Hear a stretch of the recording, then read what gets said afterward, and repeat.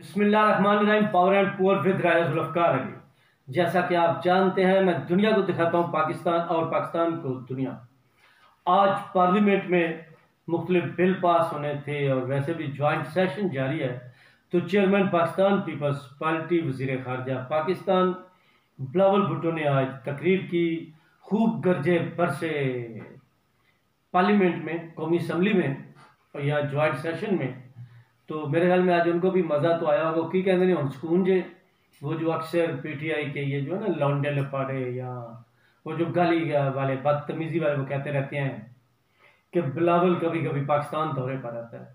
तो बात वो उस पर हमें हमेशा कहते हैं कि बिलावल भुट्टो या कोई भी हो जो वज़ीर ख़ारजा है वो पाकिस्तान में हो तो इतराज़ करे। उसको वज़ीर ख़ारजा इसलिए बनाया जाता है कि वो पाकिस्तान से बाहर जाए और पाकिस्तान के काम करे। लेकिन जब भी आते हैं असम्बली में आते हैं, जब बोलते हैं तो फिर वो कमाल ही करते हैं और बड़ी पॉइंट की बात करते हैं, बड़ी दलील के साथ बात करते हैं। तो आज क्योंकि उनका ज़्यादा जो आज का मुद्दा था, मौक़िफ़ था, या जो जुमलाबाजी कर रहे थे या कानून साजी में हिस्सा ले रहे थे, तो वो सारी थी उसकी जजों के बारे में और उस सलाहत के बारे में, जिसमें आज खुलकर उन्होंने दो तीन जो साबिक चीफ जस्टिस हैं उनके बारे में कहा, मौजूदा चीफ जस्टिस के बारे में भी कुछ कह दिया। तो उस पर हम कुछ फिर भी हम एक हद में रहकर ही उसमें बात करते हैं, क्योंकि इस तो एहतराम और जो चीज़ें हैं, और वैसे भी हम तो ये बात नहीं कर रहे ना, हम वो बात कर रहे हैं जो बिलावल भुट्टो ने कही या किसी और ने कही।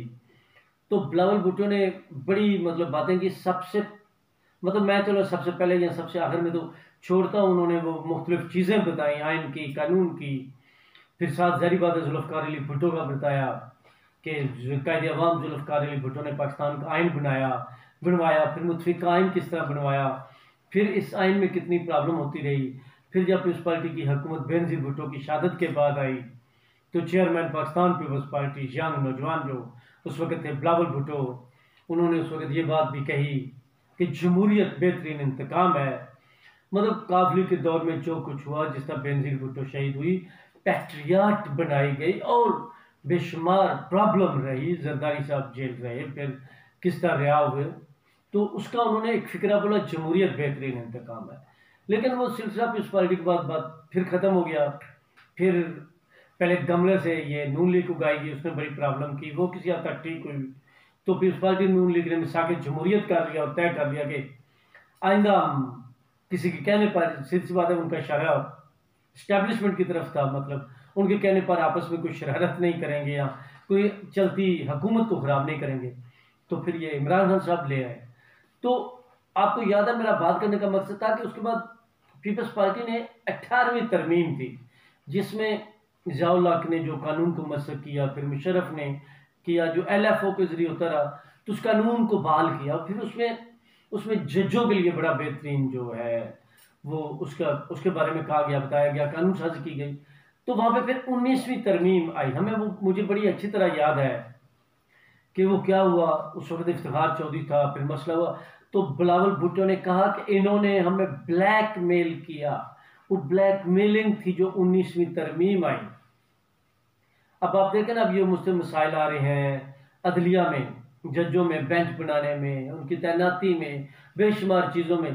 फिर एक दौर वो भी आपको शायद याद होगा जब नदीम अफजल चंद रिपब्लिकन कह दिए पब्लिक अकाउंट कमेटी के चेयरमैन थे, तो उन्होंने जब वो सुप्रीम कोर्ट के रजिस्ट्रार को बुलाया तो वो नहीं बुला सके थे।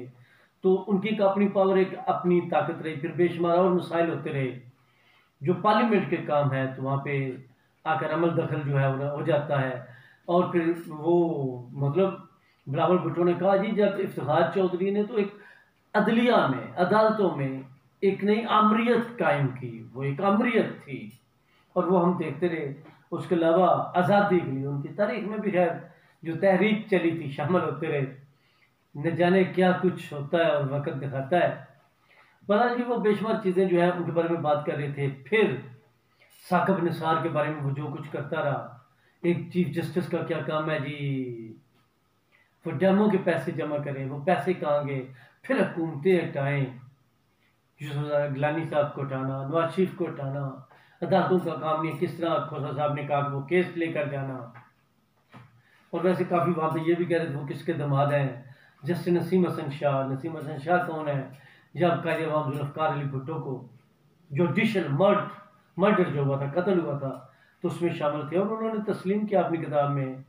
फिर ये बेशुमार इस तरह की और चीज़ें जो चलती रही, जो कुछ होता रहा, तो आज काफ़ी अग्रेसिव थे बिलावल भुट्टो। फिर वो कहते हैं ये चीफ जस्टिस फैसले लिखते हैं, चीफ जस्टिस आयन तोड़ते हैं और फैसले लिखते हैं। क्या फैसले लिखते हैं ये? फिर उन्होंने हवाला दिया उसका पंजाब की असम्बली का, उसमें जो कुछ हुआ वो क्या कुछ हुआ, किस तरह गलत हुआ, उन फैसलों के बारे में बड़ा बोले। फिर बिलावल भुट्टो इस तरह ऐसे वो थे पार्लियामेंट हाउस में अपनी चेयर पर कुर्सी पर, तो वज़ीर आज़म को ऐसे ऐसे देखा और कहा, उस वक़्त 1 साल हो गया है, वज़ीर आज़म उस वक़्त आप सदर जो मौजूदा सदर है, सीधी सी बात है, सदर पाकिस्तान आरिफ अलवी, उन पर और डिप्टी स्पीकर पर यानी कासिम सूरी पर आर्टिकल 6 लगाते, उन्होंने आयन तोड़ा है, पाकिस्तान का कानून तोड़ा है, तो आज ये हालात ना होते। उन्होंने मुल्क का आयन तोड़ा है और आपने कुछ नहीं किया है, आपसे कुछ नहीं हुआ है, हमसे कुछ नहीं हुआ है। यहाँ वज़ीर कानून भी होंगे, तो वहाँ उनके खिलाफ केस क्यों नहीं किया गया? आपको क्या वो आप घबरा रहे थे कि मीडिया क्या कहेगा, सियासी जमातें कहेगा क्या कहेंगी, या कोई क्या कहेगा? लेकिन उन्होंने आयन तोड़ा है, तो उस पर आपने क्या किया है? मतलब आयन की इस तरह की बेशुमार बातें, मुख्तलिफ और बातें जो हैं वो करते रहे।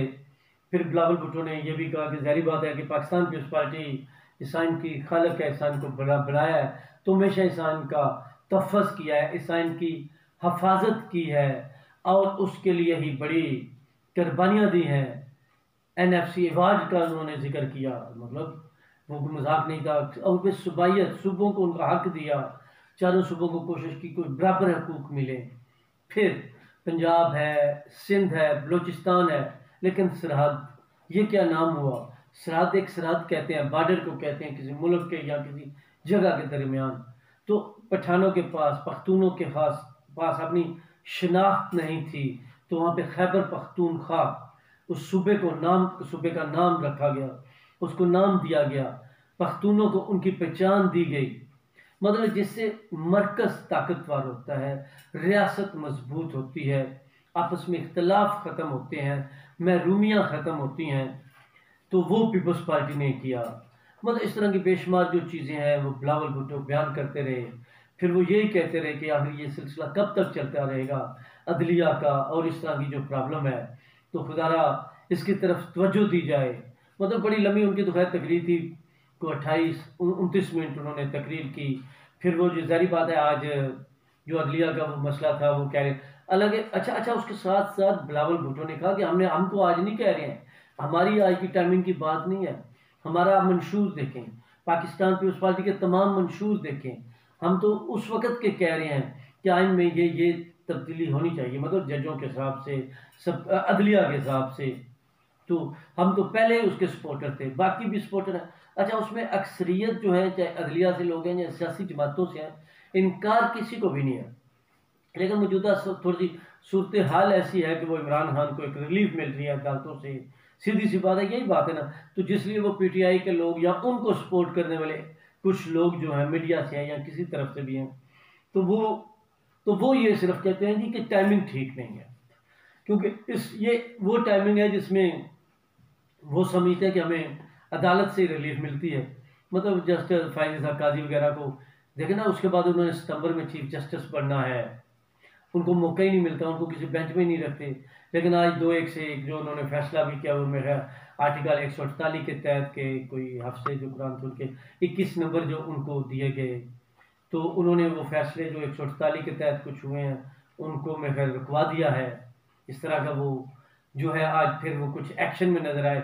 फिर जस्टिस मंदोखेल जो है आज फिर उन्होंने ये वजाहत की दोबारा कि हम वो जो मैंने कल कहा था 3-4 का, तो उस पर कायम हूँ।